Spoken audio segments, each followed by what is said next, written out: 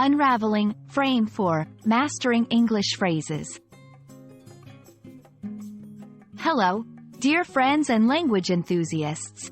Today, we're diving into the fascinating world of English phrases, focusing on the phrase, frame for. Understanding such phrases is crucial for fluency and can really polish your language skills. So, let's get started and frame our minds for learning. The phrase, frame for, can be a bit tricky because it doesn't have just one straightforward meaning. It's a versatile phrase that takes its meaning from the context in which it's used. Generally, to frame something means to create a border or setting for it, but when we add for, it often implies preparation or establishing a context for something else. Subsection 2.1. Preparation or planning.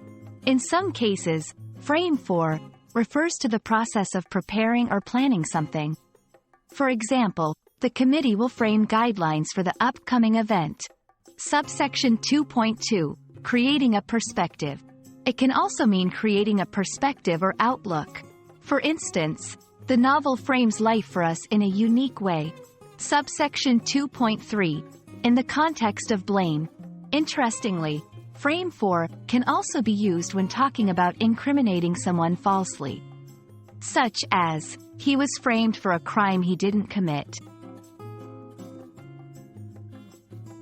Let's put our phrase to work. Crafting sentences helps solidify your understanding. Here's how you can use frame for in different sentences. 1. Frame your thoughts for a successful presentation. 2. The artist frames his paintings for better appreciation. 3. You shouldn't frame others for mistakes. Remember, the use of frame for largely depends on the context and the message you want to convey. I hope this explanation helps you get a clear picture of the phrase, frame for, and you feel more confident using it in your daily conversations. Keep practicing, keep learning, and remember, every phrase you master is a step closer to fluency.